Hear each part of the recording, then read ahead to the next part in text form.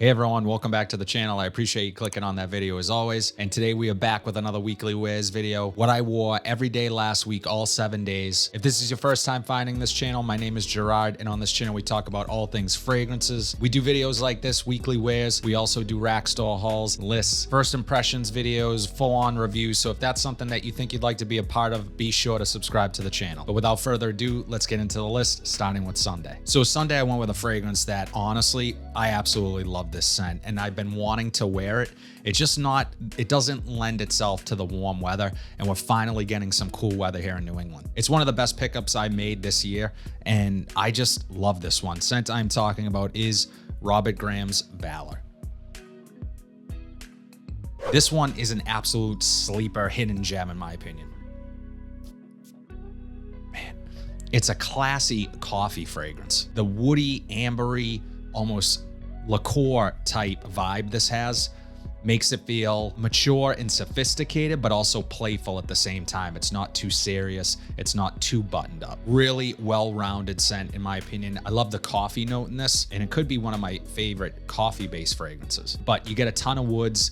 As I said, really sophisticated scent. You can wear this pretty much in any situation, and it definitely leans more for the cooler weather, and I plan on getting a lot of use out of this year. You can definitely still pick this up, although it's been rumored to have been discontinued. You can still get this at Robert Graham stores. I actually got mine at a Robert Graham outlet store, so I saved a little bit of money. In my opinion, this is still worth the money. It's a really well done fragrance. So happy to have it in the collection. Robert Graham's Valor. On Monday, we went with a fragrance from a really well-renowned French perfume house. They do other things too. They do makeup and that type of stuff, but they're really well known for their fragrances, and this is just an incredible scent, and I love it. Scent I am talking about is Guerlain Homme Eau de Parfum. The opening of this is gorgeous. It sparkles. Some people say they get a mojito vibe. I definitely get that. It's this beautiful lime, spicy mint, along with this incredible booziness that just smells so natural, authentic, like a muddled cocktail, like if you were on vacation enjoying a muddled cocktail. So damn good. While being that sort of muddled mojito vibe in the opening, it dries down into this beautiful vetiver patchouli blend. And this is really masculine. It doesn't come across as unisex whatsoever. This really would be a welcome addition in anyone's collection, and I'm really happy to have it. And it's super versatile. It's gonna work in the summer really well, but it's also gonna work in the fall and cooler months. Guerlain Homme Eau de Parfum. On Tuesday, we went with a fragrance that I grabbed just this year. It was a brand new release. It's a flanker of one that I believe came out in 2021. And I couldn't be happier with this. I find myself going back to this one, sniffing it. It has a very addictive smell to it, and it's just too easy to pull off. Scent I am talking about is Ralph Lauren's Ralph's Club Parfum. Man, if you're a fan of the cheapies, there's a cheapie, well-known cheapie within the community. It's Abercrombie & Fitch's First Instinct Together. This reminds me of a more refined, more well-rounded, less synthetic version of that. So if you're a fan of Abercrombie & Fitch's First Instinct Together, you're probably gonna love Ralph's Club Parfum. It's very fresh, very aromatic, with just this hint of sweetness, and I think that's what makes this so addictive. It's that combination of sweet and fresh, but it's not too sweet. It's really right in sort of my wheelhouse of what I like for sweetness in my fragrances, while still remaining fresh, while still feeling like you can put this on out of the shower and feel super clean and ready to go. This does have a designer feel to it, but it's more thoughtful than that. It's more thoughtful than just your typical designer, and it's just more well blended overall with higher quality ingredients. They really did a fantastic job. Easy, year-round, dumb reach. Again, one of my favorite releases of 2022, Ralph's Club Parfum. I was lucky enough to get this bottle from a subscriber, so shout out to him. Thank you for sending this over. It is getting somewhere, and I quite like this one. From Salvatore Ferragamo, Acqua Essenziale, Cologne. This to me is like sort of the quintessential Italian gentleman in a bottle, and it's a cheapie too. Oh man, it's gonna remind you of other things when you first spray this. other things like Acqua di Parma's Colonia, very similar.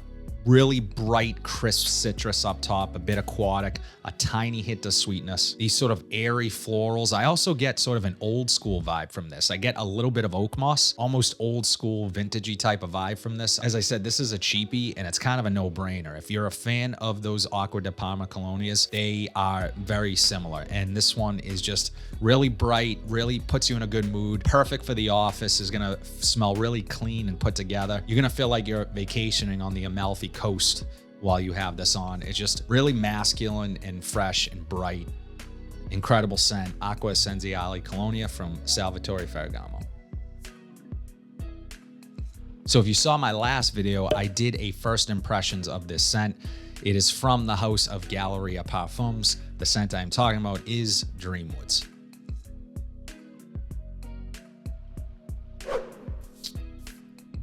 Honestly, one of the best atomizers in my collection. And man, the scent, really well done.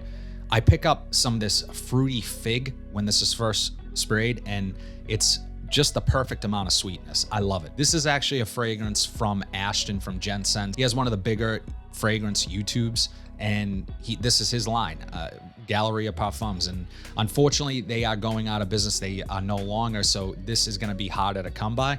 But I'm so happy to have it. I got this at a massive discount. They're closing out their inventory. So I know for sure there are still discovery sets left for like $19. So I may even pick up a discovery set because there were others from the line that I wanted to try. This is just sweet, creamy, woody, and interesting. This powdery tonka bean with these vanillic touches and this earthy patchouli. The quality of this, shockingly good. I was not expecting the quality to be as good as it is.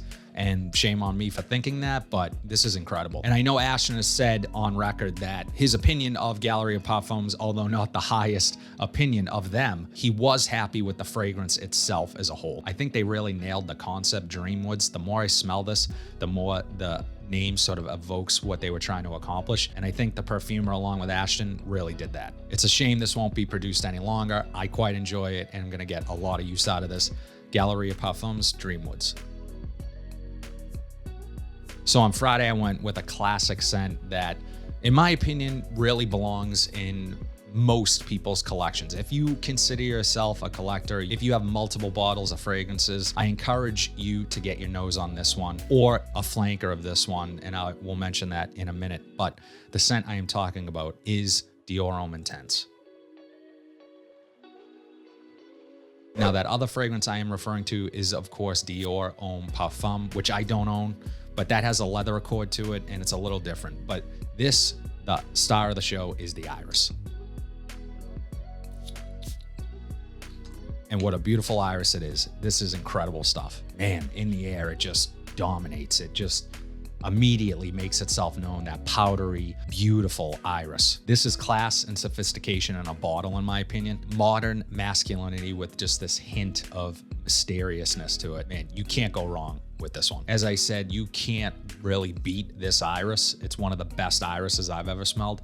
But there's also other elements to this. It's woody, it's vanillic, it's a little bit creamy. Some people will compare it to, as they said, a makeup bag. If they smelled their mom's or their sister's makeup bag growing up, this is what it reminds them of. I do get a little bit of that, the makeup vibe to it, but it's more than that to me. This is a great night out scent. It's a great date night scent.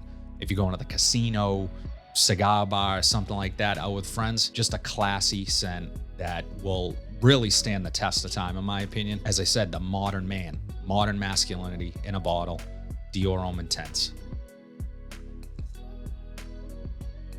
Finally, on Saturday, I wore a fragrance. The company had reached out to me.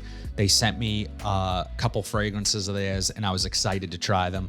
I did some research, and I looked at their website and sort of really bought into what they're trying to accomplish. And although they are a clone house, which I'm not a massive fan of, and I've talked about that plenty on this channel, they do something a little different. The idea that sort of inspired owner Ross Barrett, he's also the perfumer, is that they want to recreate popular, expensive, mainly niche fragrances, but highlight some of the notes that are the most intriguing, the most alluring to the person smelling it. The notes that really people find the most enjoyable about the particular fragrance, which I thought was a really good idea. The scent we are looking at today is Bonfire Night from Barrett Fragrances. Now, I have to try this on skin. I'm going to spray it in the air too, but I want you guys to see, really great atomizer. I want you guys to see the oil concentration of these fragrances. I'm not sure of the percentage. This is a parfum. Bonfire Night is inspired by Maison Margiela's By the Fireplace, if you couldn't figure that out. I really like the ball. I really like the label, the black and red with the name of the house in yellow. And look at that juice color. I mean, the juice color alone is beautiful, but the oil concentration is insane. I mean, look at my hand. It looks like I just took cooking grease and just rubbed it into the back of my hand. I mean, this thing, as I said, I don't know the percentage, but I've never seen an oil concentration like that in any fragrance. And this is a 50 ml, I want to say is around $50 or so. And I'll be sure to link it down below so you guys can check out their website. But the smell, really good. From this, I get almost more herbal aspects than I do from the original Maison Margiela By the Fireplace.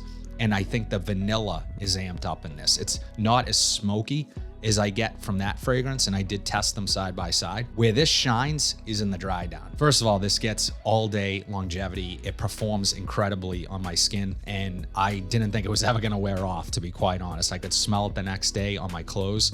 Now, with that high oil concentration, you don't even really need to spray your clothes.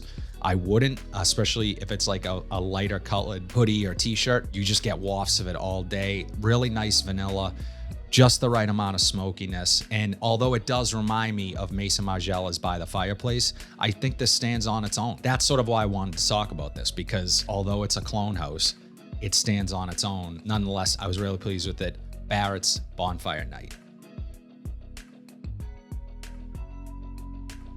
As always, guys, let me know in the comment section below what your weekly rotation was, what you wore every day last week. I'd love to know. If you like what you saw today, please be sure to like, comment, subscribe, share this video, hit that bell notification so you're updated whenever I upload new content. But until then, have a fantastic week, and I'll see you in the next video.